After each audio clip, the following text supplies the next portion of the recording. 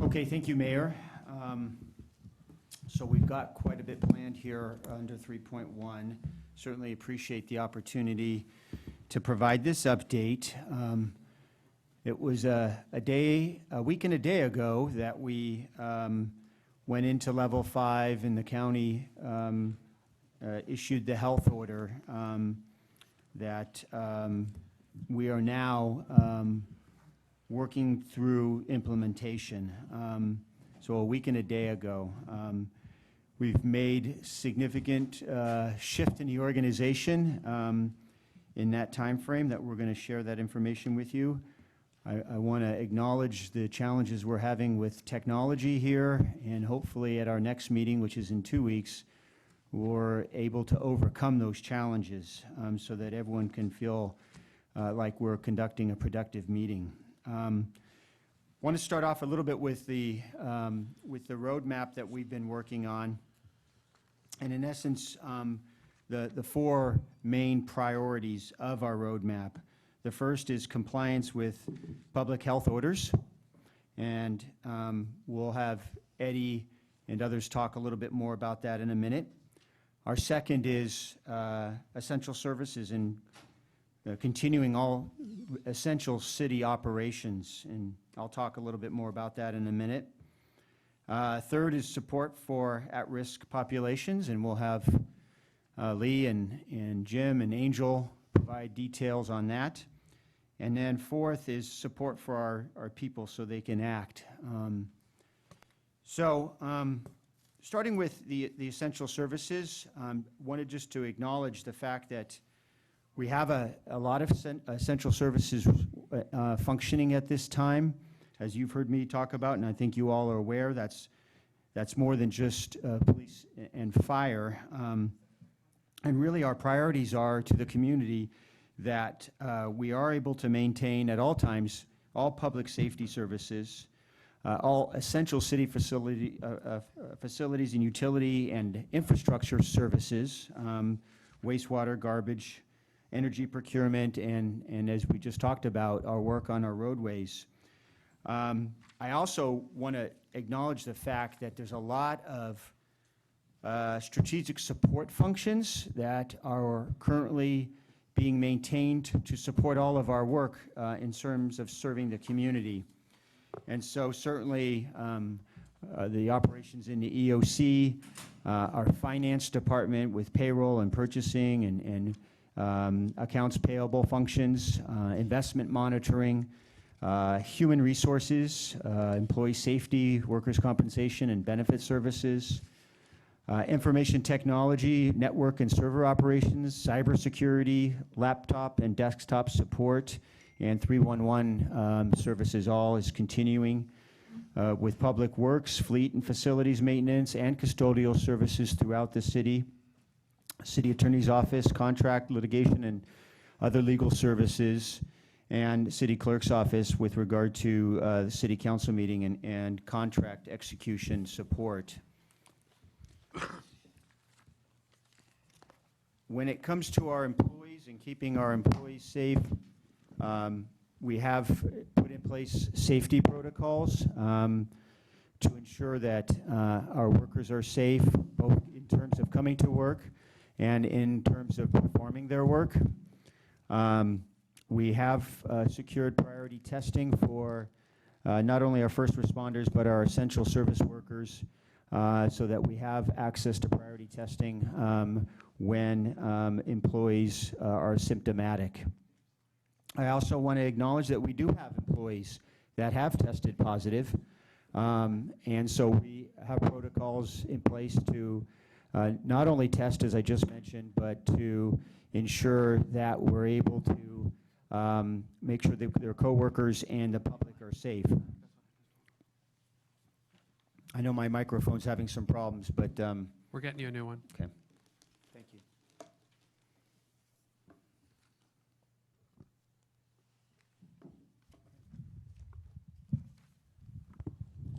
Thank you. So the safety of the public, safety of our employees is the most important to us.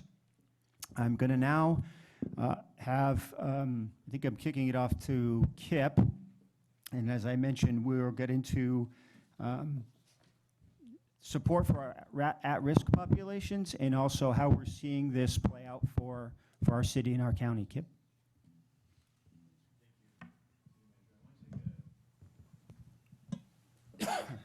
Thank you. Kip Harkness, Deputy City Manager. I want to take a moment to walk through a little bit of what we're seeing coming with the COVID-19, what we know from our modeling, and what we think that means. And then we'll walk that through how we've organized our roadmap again, how we organize the entire structure of the Emergency Operations Center, and then do a deep dive into a couple of key topics, notably feeding and homeless support as both in priority topics and also an illustration of how we're organized. So the way they describe it in training is the role of the EOC director is to be the thinker anticipating the needs in the field. To fulfill that role, we are using data modeling to understand the spread and shape of the COVID-19 epidemic in Santa Clara County.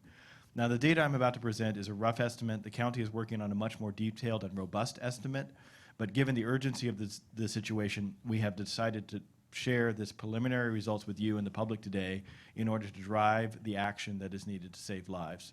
So again, there'll be a range here. This is not a crystal ball predicting the future.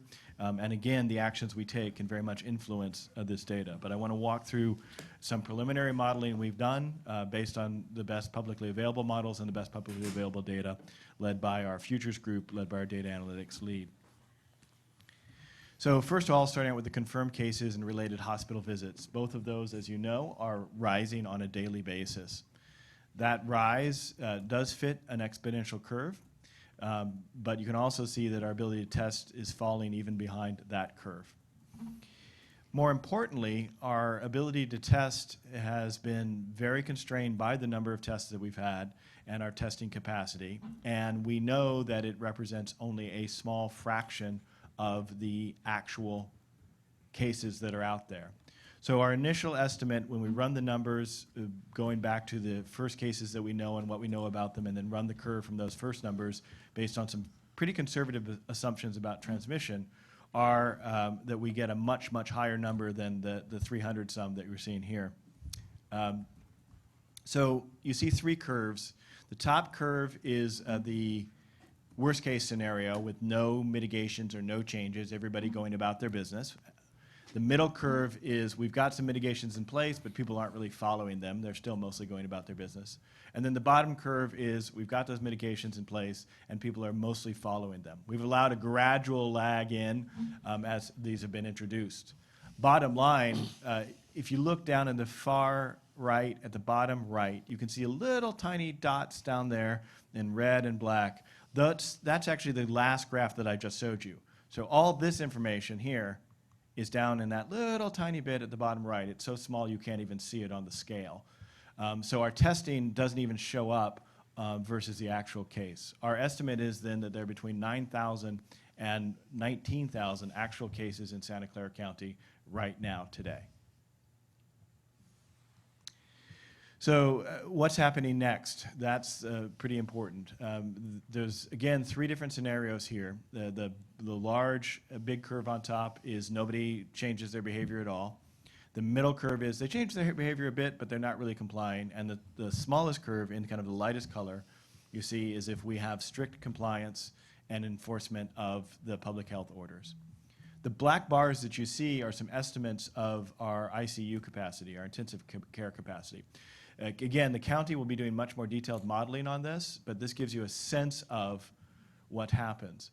What's important to this, remember last time we spoke that 80% of the cases are mild, about 20% of them are severe and critical, but it's really those critical cases that are going to require ICUs and ventilators, which are the most important.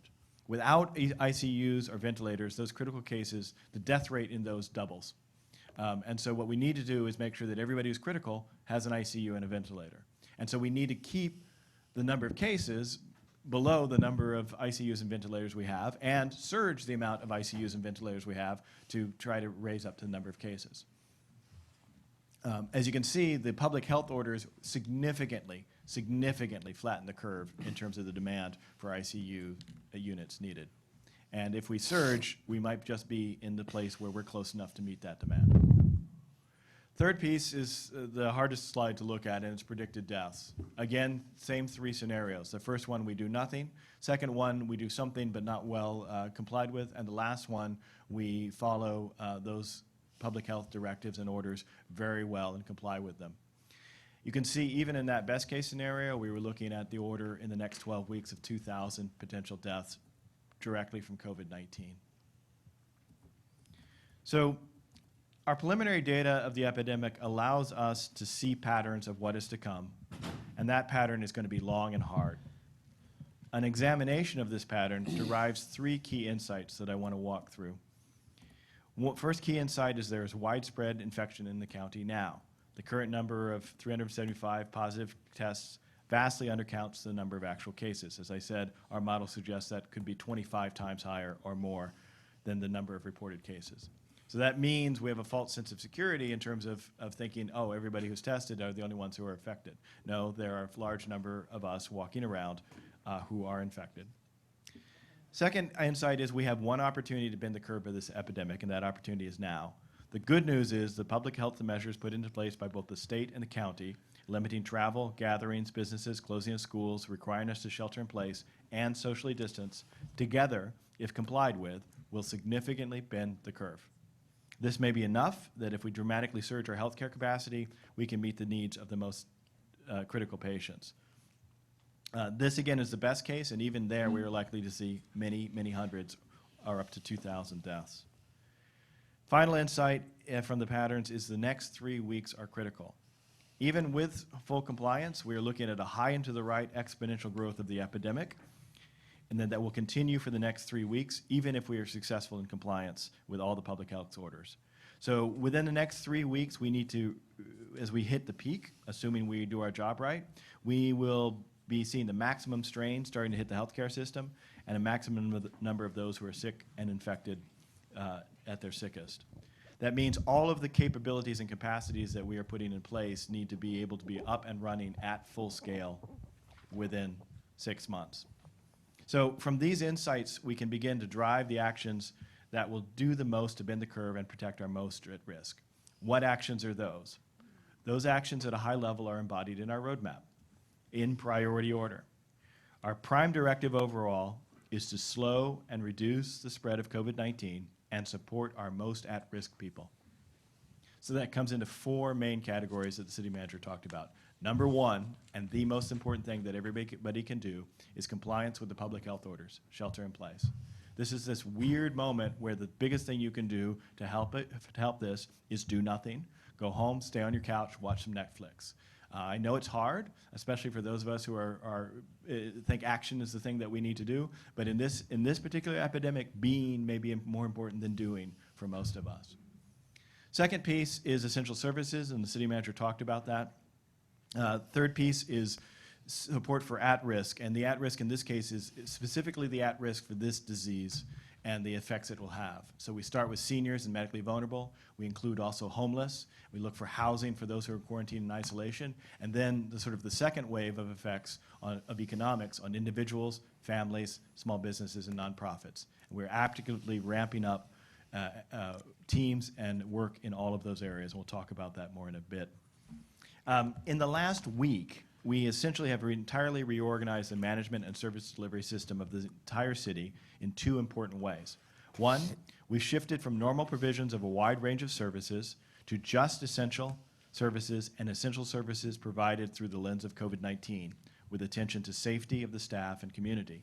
2, we shifted to new and enhanced services related to compliance with the orders and supporting the at-risk population, such as feeding and homeless sheltering, that are way beyond our normal operations, and in the case of feeding, way beyond our normal mandate as it expands to include the entire county.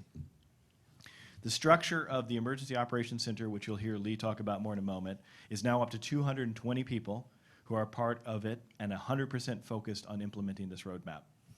We must bend the curve now to avert the worst of this epidemic. The reorganization that we've done in the EOC has followed Jim Collins' advice in Good to Great and focused on putting together the right people in the right teams and giving them a high level of autonomy, getting the right people on the bus in the right seats and pointed in the right direction. As we formed those teams, we are asking them to do 3 things. Focus on the vital few actions. We are not able to do everything we would like. We have to pick a short and powerful list of those actions that will bend the curve most or protect those most at risk. Act fast. Within 3 weeks, we will be deep into dealing with the impacts, and we have only a narrow window to act. With the exponential growth of the epidemic, acting fast is more important than acting perfectly. And finally, scale the team for the long haul. Right now, we're in a sprint. Ultimately, this is a multi-sport endurance event. And so we're going to need the team that's going to be able to do all the different long-haul things and sustain this. This is not something we can stop after a week or 2 or 3 or 4 or 5 or maybe even 12. So Lee will talk more now in detail about how we've organized the EOC, and then we will take a look at some of the examples of our action approach in both feeding and homeless response. Lee? Thank you, Kip. Can you go to next slide? Next slide. Thank you. So as Kip mentioned, a great deal of the organization and folks in the EOC, while we've been implementing over the past few weeks, a larger team of us have been focused on this roadmap and the importance of it. Usually some of these roadmap exercises for us lead to higher level objectives that the EOC would be pointed to, but it is very important for Kip, myself, as well as our operations chief, Angel, and Jim, that we operationalize these within the EOC and that we make very specific, measurable progress over the coming days. So what we've been able to do over the weekend is really take these roadmap items and work streams and put them in the operations center. So now we have teams as we move forward that are focused on these specific items versus one department focusing on just their part. So an example within the management section that Kip and I co-lead, the first one, the compliance branch, which is really compliance with the county's public health order. That's a team made up of folks from the city manager's office, PD, as well as EPIO. So these are interdepartmental teams that are focused solely on one mission. Same with under the personnel branch, the safety of our first responders and our workforce that are responding to this. That's a work stream within a roadmap that we've brought into the Emergency Operations Center to focus on. And Jim will focus on a few of those when we cover operations as well. But that's a different tactic for us to do, and one we believe, given our circumstances, that is necessary. The second thing is, as we had talked to you about in our study session, Emergency Operations Centers, we typically take a plan off the shelf once a disaster is hit, and then we can solely focus on responding to this disaster. As Kip has illustrated you today, this disaster is still continuing. It's evolving and changing. So our ability and our need to plan while we implement is greater than it's ever been. So we've done a few different things, really 3 things, to augment our approach during this period. The first is we've added capacity to our planning section, which is really important, focused on our weekly goals, as well as we've stood up and you can see it in this slide, a future planning branch. And this is something new that we're going to start, is to really ensure that we keep those folks that are focused on those work streams and roadmap work streams on the actual problem. They can be focused on a few small actions, acting quickly, experimenting with them, and then quickly scaling them up so we can respond, while another set of people can focus on what's important in week 2, what's important in week 6. And similarly, with some of the larger problems that you'll see, or the larger work streams that are really complex and that we need to figure out immediately within the next 3 weeks, as Jim highlights, you'll see different planning or future groups embedded in some of those different work streams or roadmap exercises, so that we have folks dedicated to focusing and implementing on what's happening this week and the following week, while another set of people in the organization can do that long-term planning. With that, I'll hand it over to Jim to focus on operations and the changes made there. Thank you very much, Lee. Good afternoon. I'm Jim Ortball. I'm the Operations Section Coordinator in the EOC. Angel Rios.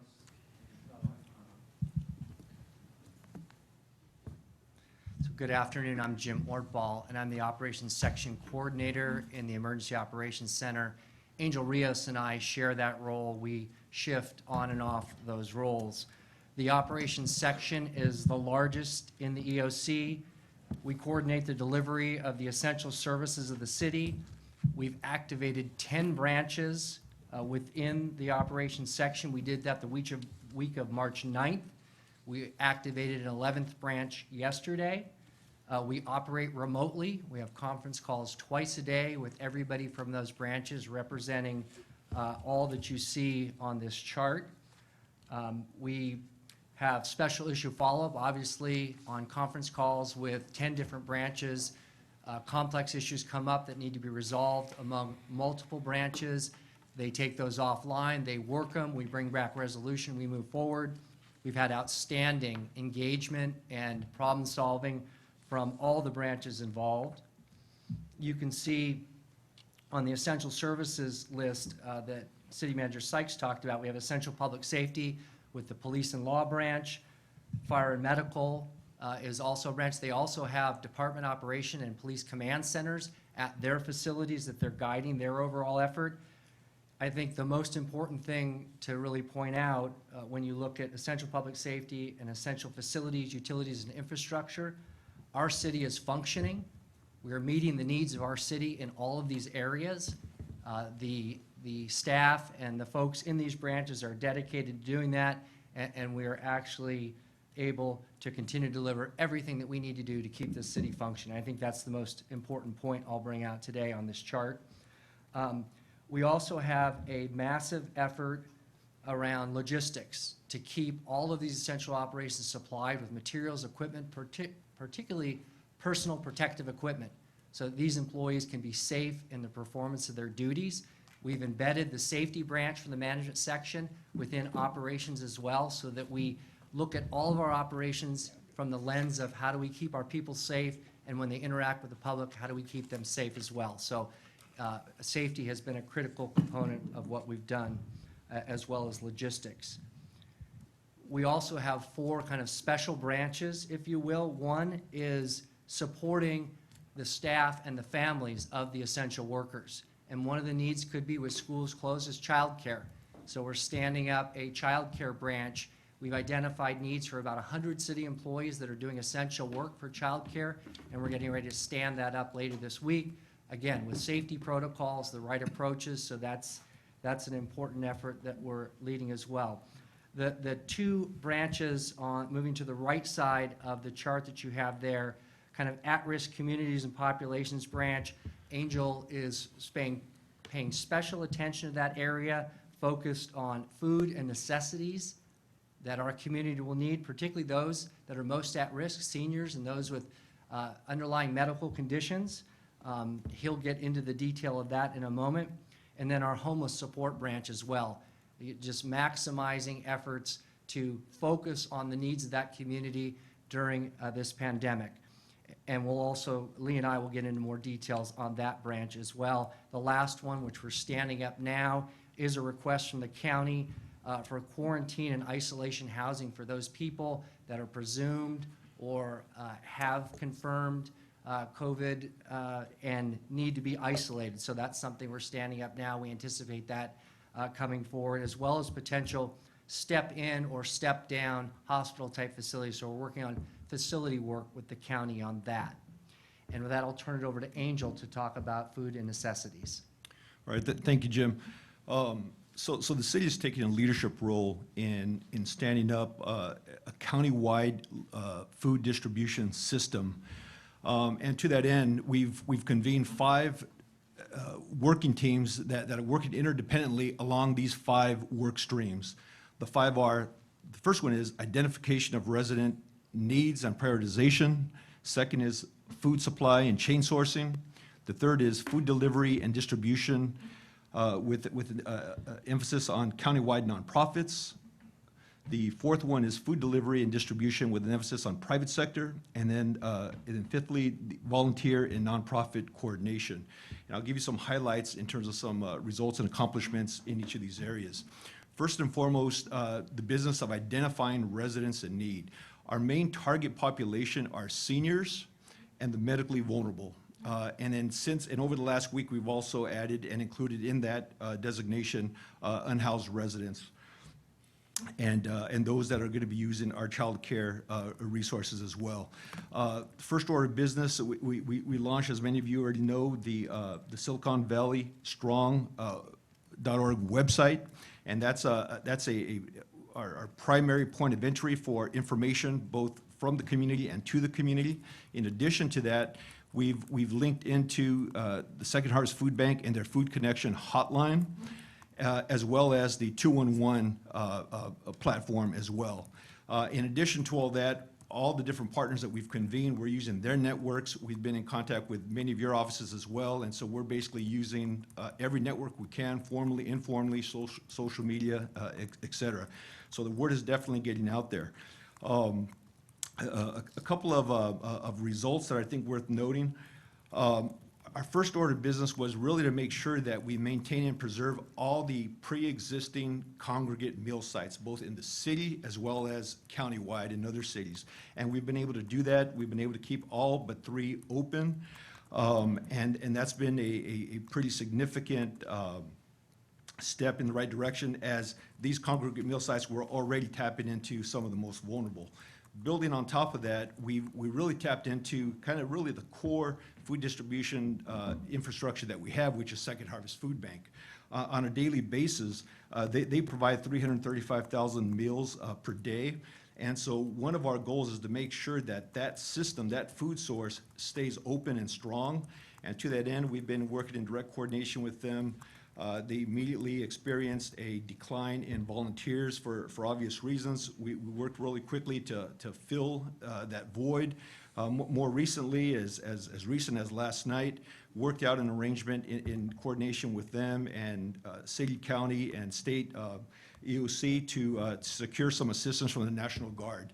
And as of this morning, we have 80 personnel from National Guard assisting with food distribution in 2 of their main locations, the Kurtner site and the First Street site.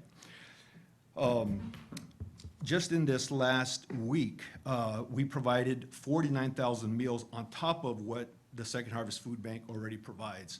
And so that's a significant step in the right direction. What we've also been doing is paying attention to emerging need. And to give you an example of how we're tracking that need, prior to COVID, the Food Connection hotline would receive on average about 180 phone calls a day. They are now receiving 800 phone calls a day. So we are definitely starting to see, number one, that need increase. And so we're setting up our infrastructure to meet that need accordingly. Another very significant move that we made was to really tap into our pre-existing school-based infrastructure. You know, the school system has a well-established food distribution network, and last week we, in partnership with many of the different school districts, we identified 30 locations. As of today, we're up to 88 school sites, providing food for people of all ages. Initially, this was a school-age focus. We've been able to modify the contracts to include all ages in that distribution, and we plan to continue to grow those number of sites as the need emerges.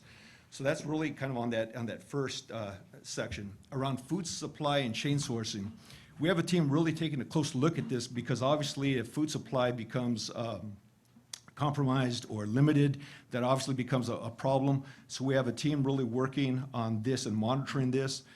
We are tapping directly into the Second Harvest Food Bank GIS platform to help identify, track need, and to identify gaps. Just in the last week, we've identified some additional gaps, and we're able to stand up 15 new additional sites to meet emergent needs and gaps that we've seen. We've also been having conversations with Google and some of their analytics to kind of help us use some of their software to kind of track a need as well, and we could talk more about that a little bit later. Some of the key partners that we're working with: Second Harvest Food Bank, as I mentioned, the Health Trust, County Office, the Aging Services Department with the county, Silicon Valley Council of Nonprofits, SourceWise, Vegelution, Joint Venture Silicon Valley, First Five, Catholic Charities, and so many, many more. This third area around food delivery and distribution with an emphasis on nonprofits. We've convened an ad hoc nonprofit leadership council made up of high-level leaders from all those different organizations that I just mentioned and several others, all with the aim of just making sure we're facilitating good communication and coordination. As you know, we don't have a lot of time to wait. We got to act. And so oftentimes we're making decisions on the fly. So good communication and coordination is important. And I think that communication gets better every day. But as Kit mentioned earlier, the focus is on acting quickly. And so we're asking forgiveness later. Right now, we're just trying to, address the need that is out there. But really good a session this morning and a better understanding of how we're going to, collectively coordinate and implement this strategy. This fourth stream really deals with food delivery and distribution using private sector partners. And this is really important because right now, we believe we have a really good handle on meeting the emerging need, but we're also planning for worst-case situation, especially if the need continues to grow at a pace of 15 to 20% per week. We know that the systems that we have in place right now are going to have to grow accordingly, right? So we are working with various private sector companies looking at scaling up food delivery to the tune of 100,000 meals a day and more if necessary. In order to do this, we've also identified needing to access food kitchens such as SAP, the county cafeteria, Google's cafeteria, basically anybody who has a commercial size cafeteria, we're identifying them and making contact with them, planning in advance, should we need to get to that level of food distribution. Some other private sector partners to date, Deloitte, ServiceNow, Five9, also some other nonprofit partners that have really stepped up in a big way, Hunger at Home, My Green Meals, and then there's other groups such as Team San Jose. So a lot of different people that we're tapping, a lot of people that are stepping up, willing to help. Lastly, and equally important, is our volunteer and nonprofit coordination workforce. Through the SiliconValley.org website alone, to date, we've already received 1,413 volunteers, just over a span of about a week's time. We've already deployed over 1,000 of those volunteers to different nonprofits such as Second Harvest Food Bank, Sacred Heart, Martha's Kitchen, Loaves and Fishes. And we're going to continue to recruit and deploy volunteers. On a parallel track, we're also making sure that they are safe. And so we're also, we've been working with our HR staff to make sure that we're following proper safety protocols to make sure that we're not putting any of our volunteers in harm's way. In addition to that, we've also identified over 250 city staff people that we have been redeploying to also assist in various facets of this food distribution strategy, and similarly making sure that we're following the proper safety procedures to keep them safe as well. So a pretty significant startup just in this last week. We're going to continue to grow this system. It's a moving process, but I think we're in a pretty solid position right now, but more work to come. Thanks, Andrew.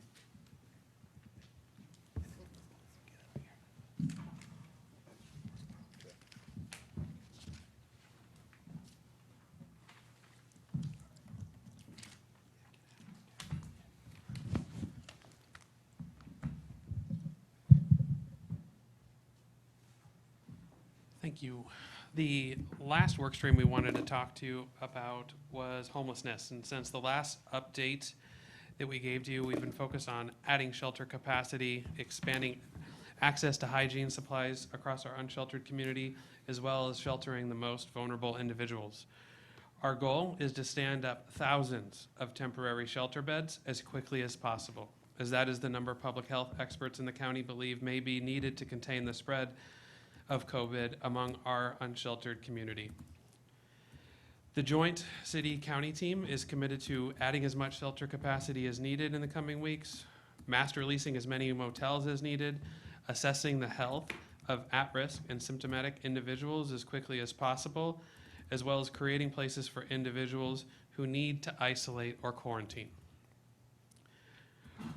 Our team, or this team specifically in the EOC, includes many EOC sections, as well as various branches, departments throughout the organization, as well as the County of Santa Clara, Valley Homeless Healthcare Program, Destination Home, County Public Health, as well as a number of nonprofits. To go into the actions taken over the last week and a half, I'll have Jim Ortball walk through those. Okay, thank you, Lee. So the actions that the homeless branch in operations is driving and coordinating with the county, they're moving at-risk individuals into vacant units at the Mayberry Bridge Housing Community and the Plaza Hotel. City staff is preparing Parkside Hall and the South Hall as temporary shelter locations. The county is preparing Gateway Pavilion at the fairgrounds as a temporary shelter location. The city's received 105 trailers from the state. The trailers are in position at Happy Hollow Park and Zoo in the east parking lot. But given their condition, we've initiated an inspection and refurbishing process. Significant utility setup is already underway, and initial availability is targeted for the week of March 30th. Their intended use is for isolation of presumed or confirmed people with COVID cases.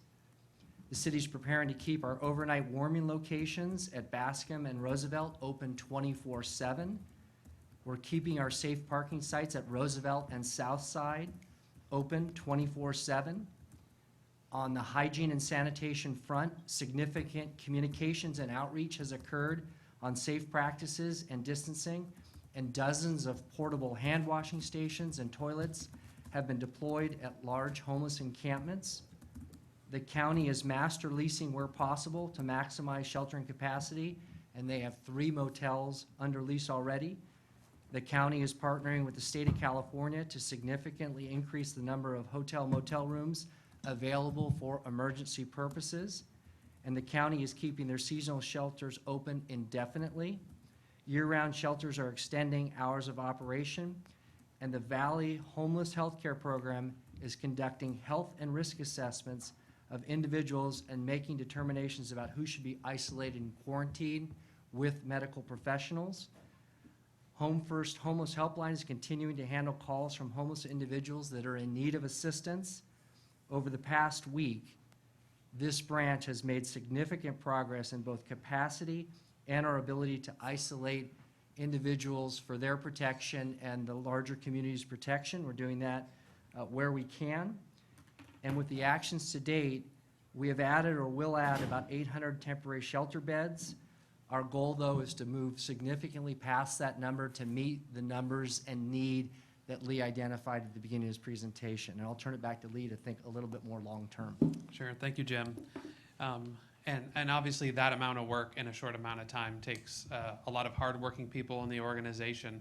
And for us to do that planning function, as we talked about, within the homelessness branch, we have stood up a long-term planning or policy group to think through what do we need to start doing in weeks 3, 4, 5, and 6. And so that includes any policy that we need at the city as well as state and federal, any land use or logistical access around various sites, as well as connecting into the management section future group to better understand what we'll be looking at. And this group will be able to better identify the opportunities where the private sector can step up and help, as well as sort through the possibility of volunteers and helping us with this as we figure out the safety protocols for our volunteers.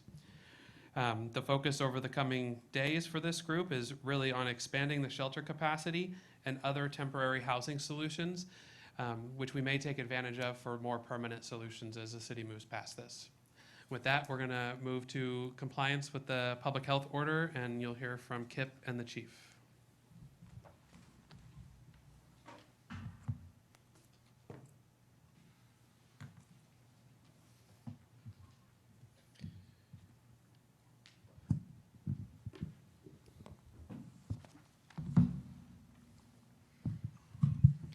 So compliance is number 1 on this roadmap for a very good reason. It is our number 1 tool we have to bend the curve of this epidemic and make sure that we can save lives. And a prominent partner in that, of course, is our police and the enforcement wing, and I'll have Eddie talk about that in just a moment, but I want to frame up the other 2 pieces of how we're thinking about and implementing compliance, which are education and engagement.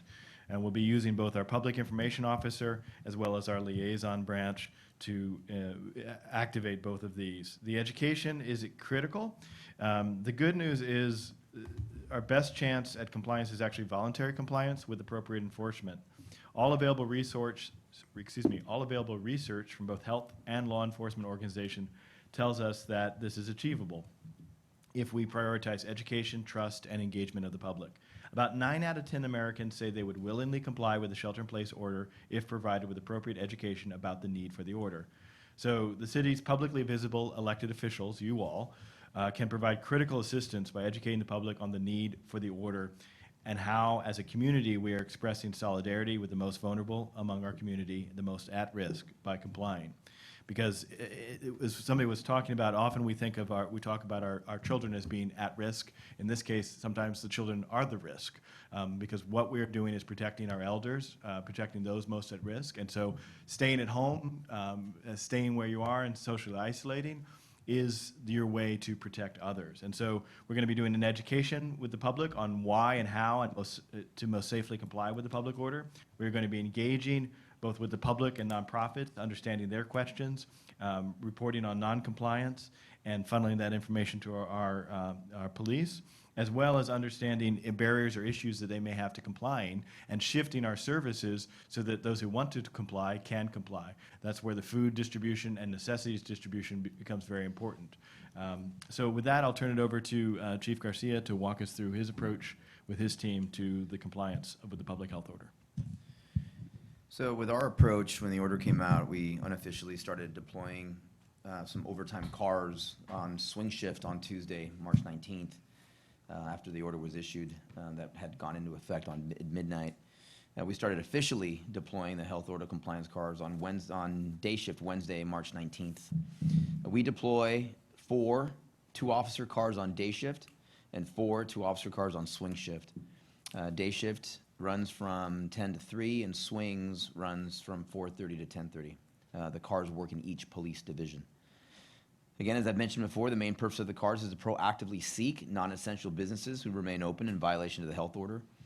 Officers who respond to complaints, calls through our dispatch center have been vetting using the health order criteria. Officers make contact at businesses, identify those responsible, give them a copy of the health order, and explain its purpose. At this point, it had been more educational in nature, and we had voluntary compliance. We have not run into any non-compliance, but should it happen, we would have a district supervisor and an appropriate resolution would be made. We are currently tracking contacted businesses and checking for continued compliance. Our current plan is to move from an educational stance to an enforcement stance on any business that has been contacted, warned, and then reopened. We are looking at this week to begin that enforcement. We have several remedies to include criminal citation, business license sanctions, and health code violations. We have been in contact with various city and county departments to explore some other options. Go over some statistics real quick. Since we started the cars on day shift of the 18th, I wanted to give, we've contacted 210 locations in that time frame.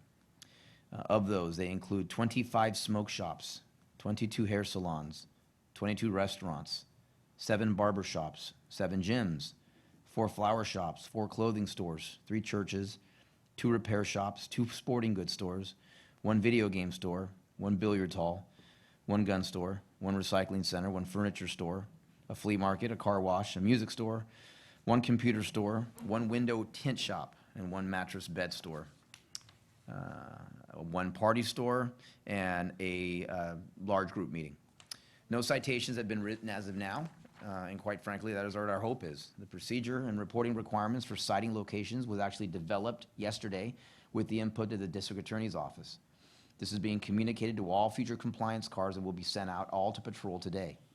Today, we're sending our compliance cars to specific locations where violations were observed on 318 and 319. Tomorrow, we'll send out compliance cars to recheck those observed violations on 320 and 321. This will be continued until all locations contacted during the education phase are recontacted.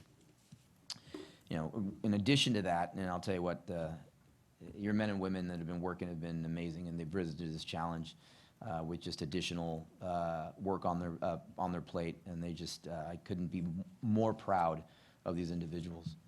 In addition to all that, we're working closely with the DA's office in the event that we do issue a citation with regards to what information they will need for successful prosecution.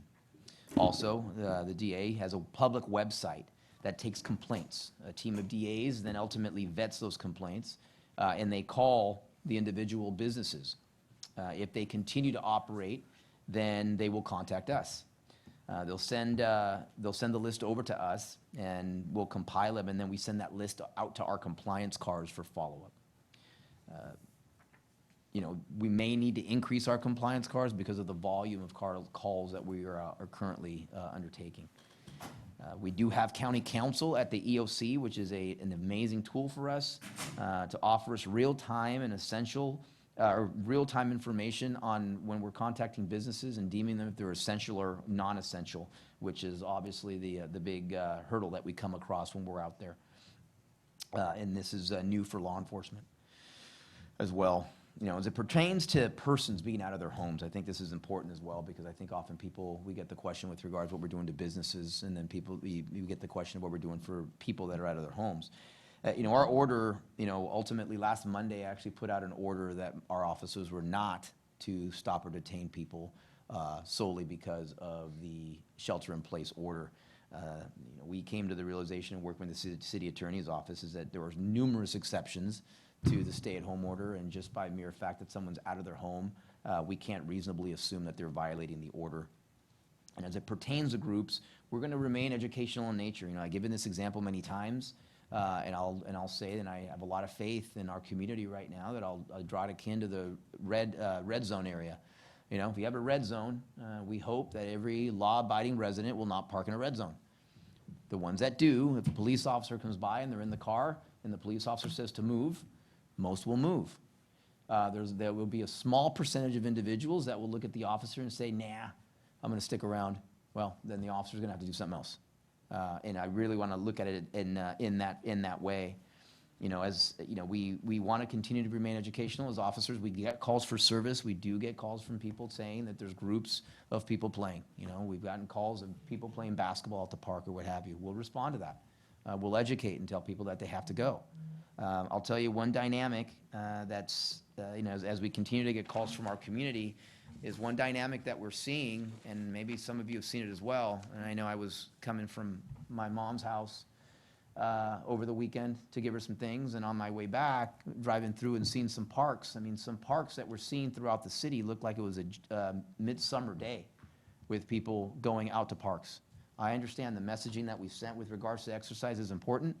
But ultimately, if we truly want to help our officers try to help enforce this, we're going to need some help in some of these areas, because honestly, I've gone through several parks, and really not just in the city, but in other cities as well, where it does look like a summer day where, out at those parks. And so that's an area that I think that's the next step that I think that we need to address at some point. But in conclusion, as I've been saying before, we're going to get out of this at one point, and when we do, I think as a police department, we have to be mindful and thoughtful as to how we enforce these orders.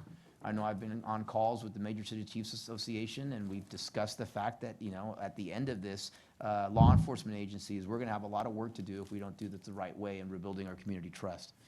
So those are some of the mechanisms that we're using for enforcement, and that's pretty much the end of my presentation.